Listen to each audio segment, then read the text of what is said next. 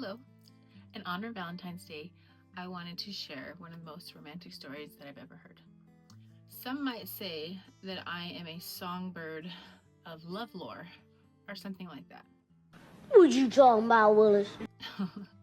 What I'm saying is I'm a hopeless romantic, and the juicier and the more lovey-dovey the story is, the better it is. And the best thing about this one is this is a true story. This is a story of my parents.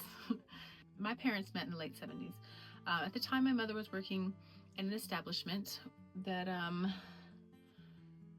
anyway, my dad was a lonely trucker, and he came in there and he was falling asleep at the bar because he just got off a long haul, and my mom thought he was the cutest guy in there, and she didn't want him to be removed, so she went and chatted him up. If you know, you know. So they hit it off fairly fast, fairly well, and they moved in together within a few weeks. I don't know, we've all been young, we've all been in love, and we all move quick when we know it's the right person. At least I know I have. One of the things that my mother was really drawn to about my father was that he was a Southern gentleman with her. My dad is from Texas, and my mother is not, although she claims Texas now, which is cool. We keep her. Anyway, because of where she was at the time, and just, you know, kind of being a woman in general, and men push up on women, he took it slow with her.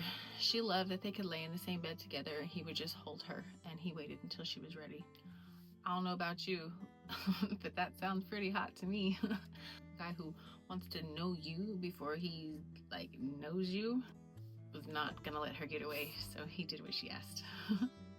My mother did tell me that she did notice pretty early in the relationship that his heartbeat was faster and different, you know?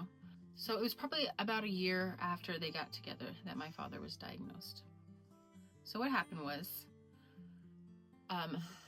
his younger brother was who died. He died, and then his baby brother was diagnosed and then died, and then my father was diagnosed, and this all happened within a couple of years.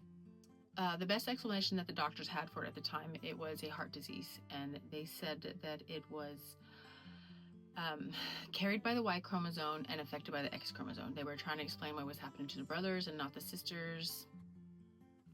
The medical diagnosis was hypertrophic cardiomyopathy. So my mother loved my dad very much. She still wanted to have kids with him.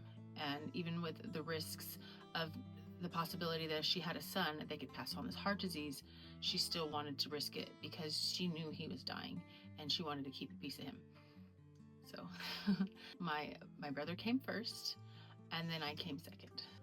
Organ transplants at this time were heard of, but they weren't successful, and they were getting more and more picky with the patients they would take on, more qualifications. They were just trying to make it stick, but they had the science down to do the physical part of the organ transplant, but the bodies were rejecting them. This isn't a science class, this isn't a history lesson, this is a love story, okay?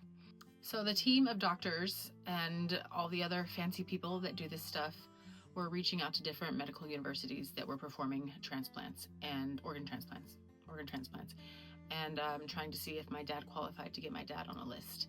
And at the time, there was this new drug on the market that was supposed to help the body not reject the organs. Cyclosporin A.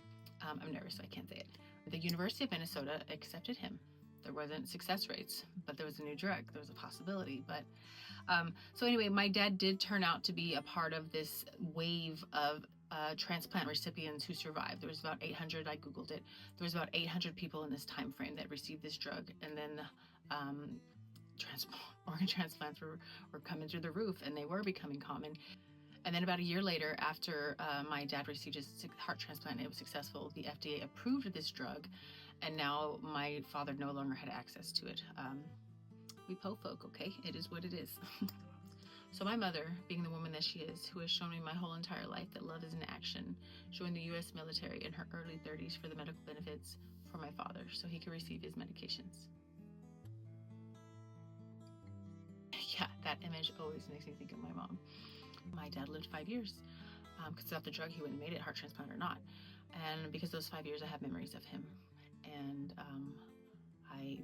mother tells me stories, and we just kind of love my dad. Valentine's Day is just one day of the year that we talk about love.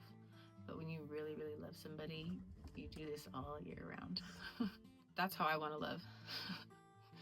That is how I love. And I would love to receive that love in return. And not everybody in this world is fortunate enough to have somebody so dedicated to their essence and their being.